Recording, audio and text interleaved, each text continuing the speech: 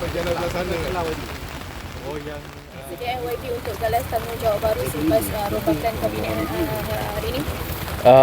sudah pasti perkara tersebut baru sahaja diumumkan pada hari ini dalam keadaan yang mana bagi saya sudah pasti satu bentuk cabaran baru yang akan dipikul dan pada masa yang sama di peringkat saya sendiri apa yang telah kita usahakan bersama-sama di KPKT.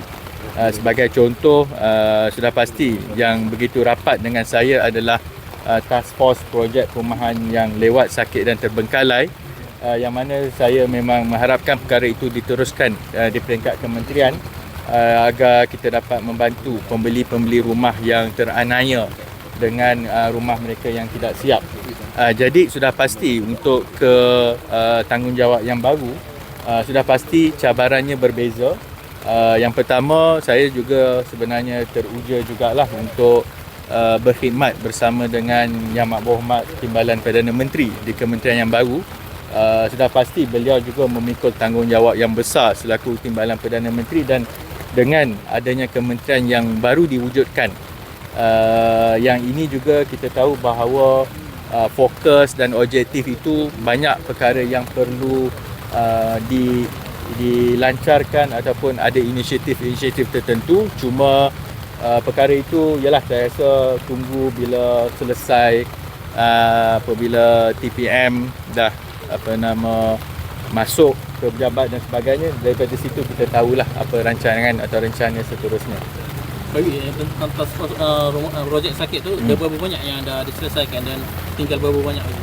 Dia kalau kita tengok dari segi projek perumahan lewat sakit dan terbengkalai ni, satu sudut yang saya sering tekankan, apa-apa pun kerajaan kena selesaikan masalah kerajaan dulu, iaitu projek perumahan di bawah agensi kerajaan maupun program di bawah kerajaan. Jadi contoh yang sering saya tunjukkan adalah di bawah Prima, yang mana kalau dulunya bila legasi yang dipikul adalah sebanyak 22 projek sakit, alhamdulillah kita dah selesai 11 dan insyaAllah timeline yang kami ada hujung tahun ni boleh selesai 13. Dan sasarannya cukup 2024 kita insyaAllah tidak ada lagi projek sakit di bawah Prima. Sama juga di bawah peringkat SPMB, bila ambil alih itu ianya mencecah 10 projek perumahan yang sakit, tapi insyaAllah hujung tahun ni akan tinggal 5. Jadi perkara itu memang kita supaya kerajaan sendiri menyelesaikan masalah yang berlaku di peringkat agensi dan pastikan pembeli perumahan ini mendapat rumahnya. Tetapi dari segi untuk di peringkat swasta ataupun keseluruhan projek perumahan yang ada sekarang ini, dari segi rekodnya kita tahulah tiap-tiap bulan memang saya adakan sidang media secara menyeluruh untuk menerangkan berapa statistik yang terkini. Jadi kalau contohnya untuk keadaan projek rumah sakit ketika ini, paling sepatutnya mesyuarat yang akan dibuat hari Jumaat ni, tapi saya rasa mesyuarat itu saya tak akan pengisikan. Tapi sebagai contoh, angka terakhir projek sakit yang masih ada 497 projek sakit yang ada. Projek yang kita sebenarnya berjaya selesaikan 355 tersilap saya kena semak balik, dan juga dari segi nilaiannya itu memang hampir mencecah 40 bilion ringgit dari segi yang kita berjaya selamatkan dari segi nilaian GDV itu. Manakala dari segi projek terbengkalai itu kita berjaya kekang sehingga 117 lah ketika ini. Cuma cabarannya yang memang saya sering tekankan adalah bagaimana penyelesaian itu kena secara holistik juga, bukan hanya secara runcit, tetapi projek itu juga perlu dipantau secara fokus, sebab masalah itu mungkin berbeza dari satu tapak ke satu tapak.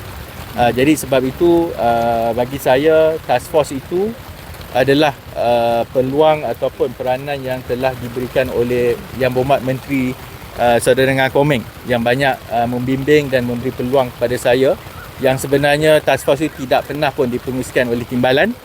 Cuma kali ini sebab kelazimannya menteri sendiri yang chair. Cuma alhamdulillah setahun yang lepas tu saya berpeluang berperanan secara langsung lah untuk menyelesaikan projek sakit dan terbengkalai ini. Secara keseluruhan melihat kabinet baru yang dibentuk ni bagaimana? Bagi saya memang dari segi reshuffle ini saya percaya akan meningkatkan lagi pencapaian ataupun performance di peringkat kerajaan perpaduan, dan sudah pasti dari segi fokus itu lebih nampak berfokus lah, seperti mana yang akan berlaku di peringkat kementerian yang baru diwujudkan untuk saya sama-sama membantu ini, yang memang merujuk kepada tenaga yang boleh diperbaharui, dan sudah pasti perkara itu nampak ada fokus kepada peluang yang mendatang ni lah. Maksudnya ini adalah kepentingan negara kita, supaya bukan sahaja melihat keadaan semasa pada hari ini, tapi juga menjangkakan ataupun merancang untuk keperluan pada masa akan datang.